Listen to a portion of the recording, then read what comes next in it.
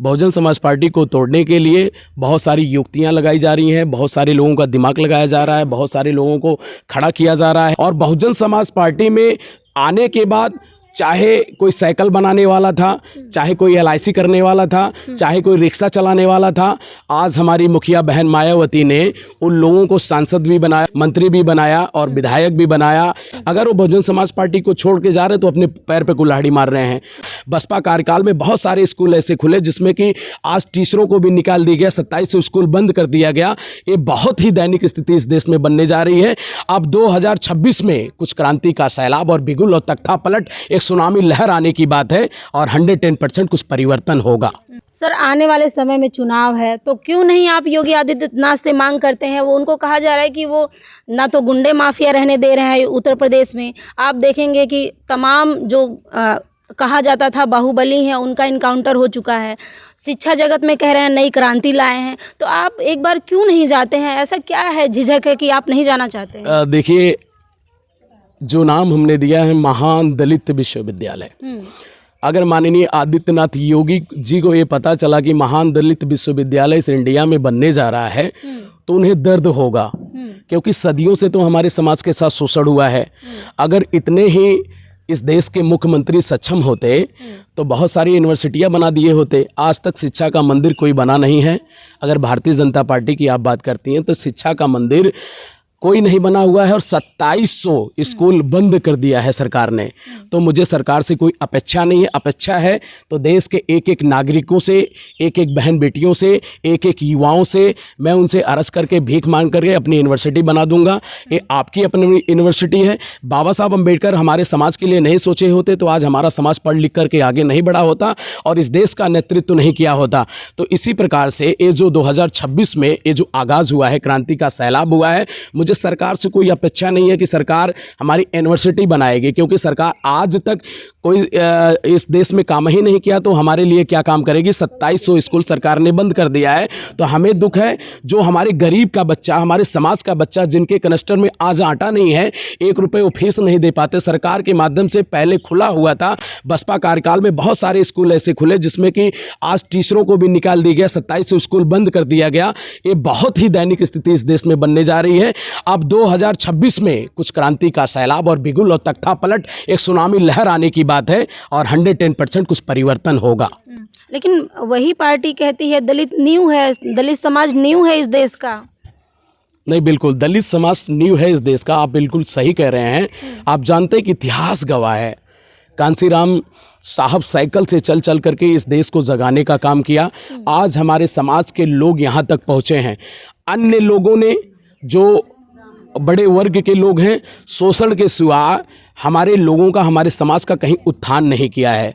ये जो मेरा सिस्टम रहा है। और बहुजन समाज पार्टी में आने के बाद चाहे कोई साइकिल बनाने वाला था, चाहे कोई LIC करने वाला था, चाहे कोई रिक्शा चलाने वाला था, आज हमारी मुखिया बहन मायावती ने उन लोगों को सांसद भी बनाया, मुख्यमंत्री मंत्री भी बनाया और विधायक भी बनाया।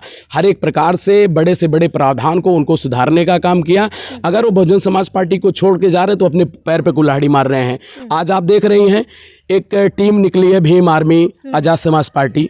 आज़ाद समाज पार्टी की अगर बात कही जाए, सिर्फ बहुजन समाज पार्टी को तोड़ने के लिए आज़ाद समाज पार्टी का निर्माण कराया गया है।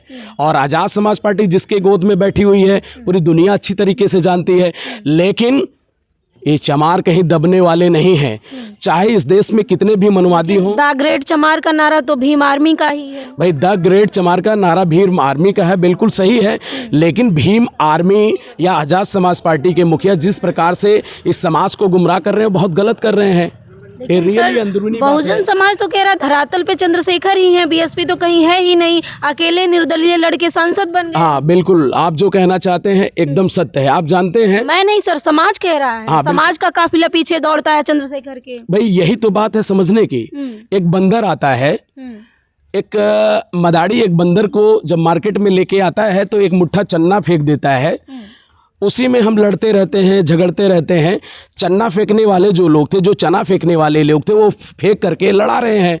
बहुजन समाज पार्टी को तोड़ने के लिए जो लोग लगे हुए हैं वो पूरी दुनिया जान रही है। ऐसा नहीं कि नहीं जान रही है, सब जान रहे हैं।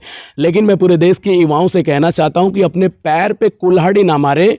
आज़ाद समाज पार्टी जिस प्रकार से बहुजन समाज पार्टी को तोड़ने का प्रावधान या कार्य कर रही है उसको समझिए। जिस दिन बहुजन समाज पार्टी खत्म हो गई, आज़ाद समाज पार्टी आपको बचा नहीं पाएगी, एक फूंक में ही उड़ जाएगी। उन्हें तो बताया गया है कि भैया तुम इस रास्ते पे चलो, जब इस रास्ते पे चलोगे तो बहुजन समाज पार्टी ऐसे टूट जाएगी। बहन मायावती एक हमारी आयरन लेडी हैं, हमारी बहन है, वह कमज़ोर नहीं है, लेकिन देश जानता है आज़ाद समाज पार्टी को कोई ओट ओट नहीं करता। आपको सही बात बता दूं मैं, ये जो जमीनी ये कहाँ से आप ये नया निकाल के ला रहे हैं कि नहीं, वोट निकाल के नहीं, सही कह रहा हूँ। जो गुमराह वाली बात है, जो गुमराह करने वाली बात है, वो तो लोग कर रहे हैं, लेकिन जो हमारे समाज के वास्तव में जो जन्मदाता हैं, जो समाज के शुभचिंतक हैं, वो इन सारी चीज़ों पे भरोसा नहीं करते, इन चारों चीज़ों से मतलब नहीं रखते। लेकिन सर अब तो बहुजन समाज में दो गुट हो चुका है ना, यूथ जो चंद्रशेखर के साथ है, जो बुजुर्ग हैं जो पहले से बीएसपी को पसंद करते थे वो बहन जी के साथ हैं। तो बहन जी क्या कर रही हैं, बीएसपी का स्टैंड क्या है? सवाल यहीं रुक जाता है कि बीएसपी धरातल पे क्यों नहीं, जिस तरह से चंद्रशेखर कहीं भी कुछ होता है जाते हैं, उनका काफिला जाता है, तो सवाल वहीं रुक जाता है। आप जानते हैं मीडिया का टाइम है। मैंने एक चीज़ आपको अवगत करा दिया कि एक बंदर और एक मदाड़ी का मैंने एग्जाम्पल आपको दे दिया है। आप जानते हैं मदाड़ी का काम है चन्ना फेंकना, और जिसको चन्ना लेना है वो लेकर के लड़ रहा है, वो खेल देख रहे हैं, वो सदियों से यही हुआ है। बहुजन समाज पार्टी को तोड़ने के लिए बहुत सारी युक्तियां लगाई जा रही हैं, बहुत सारे लोगों का दिमाग लगाया जा रहा है, बहुत सारे लोगों को खड़ा किया जा रहा है कि तुम एक काम करो, ठीक है, इस प्रकार से ऐसा होगा। तो चंद्रशेखर के दिमाग में जो है वो अपना कर रहे हैं, लेकिन बहुजन समाज पार्टी एक गरीबों की पार्टी है, मजलूमों की पार्टी है, अनाथों की पार्टी है, एक एक लोगों की पार्टी है।